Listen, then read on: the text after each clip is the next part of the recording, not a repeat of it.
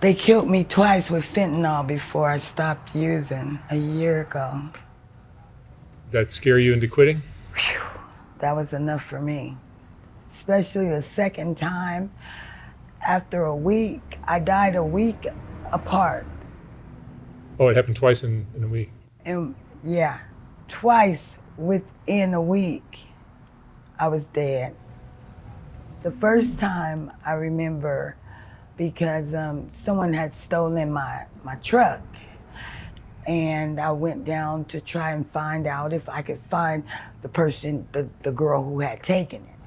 Well, I couldn't find her and got back on the, smoking with somebody. And the only thing I remember is that he handed me a hit. And as soon as I hit it, I felt my heart gone. And in my mind, I said, oh my God, I'm getting ready to die. And to myself, I was telling him, help me, don't let me die, help me.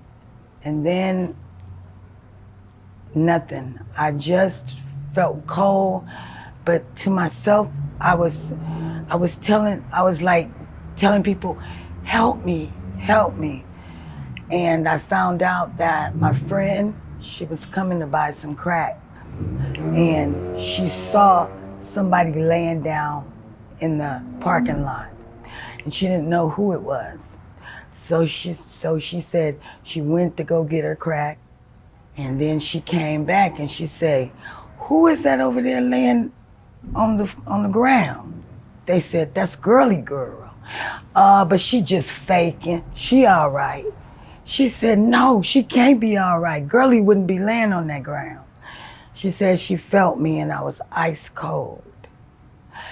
And she's told them, somebody give me a phone, call the paramedics.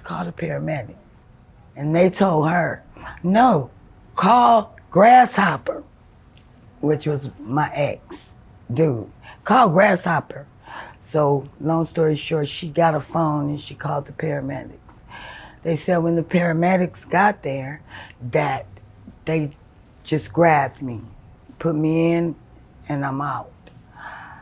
When I woke up, the doctor told me that I was a DOA, but the oath that he takes as a doctor, from the time that they called it, from the time that he still had 3 minutes in a window, and he took those 3 minutes and he shocked me. He said, and on the second shock, my heart beat like I wanted to live. And when I woke up, he told me, and he was like, Miss Rhodes, you are so lucky. You really are. And then a couple of days later, I did the same thing, not quite the same thing. A friend of mine, she gave me a sack and she said, here, you can sell this. You gotta rock it up and you can make some money. So I said, okay. So my friend rocked it up and I said, okay, well, I gotta test it. When I took that hit, I couldn't believe it. I said, oh my God, not again. And I died again. And they were telling him to take my body and put it across the street so that they would not get in trouble. But he said he had my keys to my car, my purse, everything, because I died. And he called the paramedics and he stayed with me, and he was a dope dealer. And they picked me up in the dope spot once again to the same hospital. And the doctor told me, Miss Rhodes, why don't you just give it up? I was like, yeah, you're right. So with that, I'll give you this poem. It is he that holds my hand at night when I feel like I can no longer fight. It is God's embrace that holds me tight. He shelters my body from the cold of the night. You see, he showed me things that I never knew. And it is God that showed me that love can be true. He's laid down the foundation for my success. He taught me how to walk, talk, and dress. You see, the person that I am, I could never be. So when I give thanks, I'll give it to he, because he is my heavenly Father. And with that, I'll say post a toast. Beautiful as always. Yeah, thank you. So you're no longer working? No no longer longer doing working. sex work? No. And I can't say that I don't miss it. I do not miss it. For a year, I think a year. How many years did you do it? Over 20. And how many years did you smoke crack? Over 20. They kind of go together, don't they? Pretty much. You know what? That is so true. Because after I stopped smoking, it's like, I was thinking it was my menopause. But it's like without crack, I don't feel, it's like I have no libido. I don't want sex. I can't even. Well, your brain chemistry is probably all upside down from the crack. Yeah, I don't, guys try to talk to me and I just don't feel anything. Actually, I kind of feel like really standoffish and kind of like your first time or something. Well, like, I mean, the kind of I don't guys that want you're you to running into down there are touch probably not me. the kind of guys you want if you're clean. Right, most definitely not. But I met a nice older guy, but it's like he was too older. I mean, he didn't have no oomph. And he had the nice house and he was really sweet, but it's just like he was missing some swag or something. He wanted to cuddle, he wanted to kiss. And I just didn't feel comfortable. I don't feel comfortable. It takes two to tango. Right, but to me, sex is a money thing. I mean, I know, and after you get clean, a lot of people, you're gonna have to get some type of counseling. And I really think that I should, because it seems like it's hand in hand. Once you've connected sex and money for decades, pretty hard to separate those two. It really is. It really is. You feel like, I can't explain it, but it just doesn't feel right. It feels like, oh, I'm not giving it up for free. I don't know how to love. I mean, I can't believe, I really still can't believe that someone like is actually like in love with me. I feel like he's just saying that to get the booty for free. So. Well, there's plenty of guys out there that are like that. Yeah. But I can guarantee you that there are other guys who don't connect money and sex or and I shouldn't either. I know I shouldn't either, but you know what? It's just one of those things that you go through. I mean, to do something like that for so many years, it takes its toll. And it does. There's some damage, How can I not really want to have a boyfriend? And if he ain't giving me no money, I feel some type of way. I mean, I know that's not normal. You'll eventually climb out of this mindset. God, he already did the biggest part. The biggest part is done. That when I found a crack pipe, an old one, I put my hand, take my last breath. I didn't even want to hit it. I took it and threw it in the trash. I go to the store, I see all the girls. I just saw Little Mama, and she was down there. And actually, I had my last like $2 or $3. I gave them to her, and I just don't want it.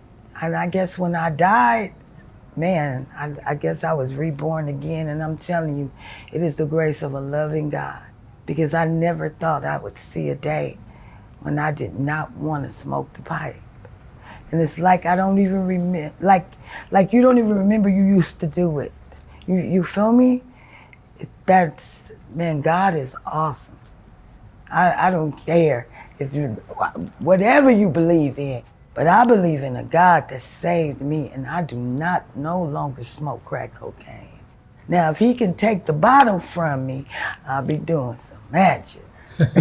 I'll post a toast, because I'm telling you, I gotta have a toast.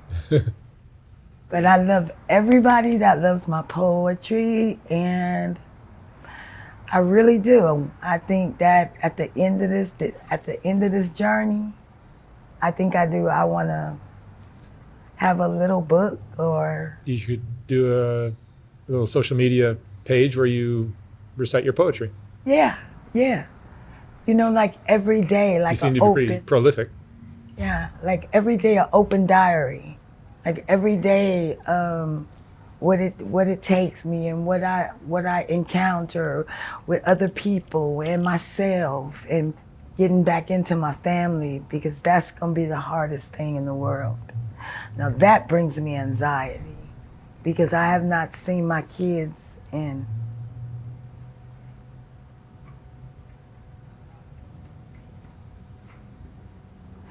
maybe 12 years, 10, 12 years. It's a lot of damage from that lifestyle.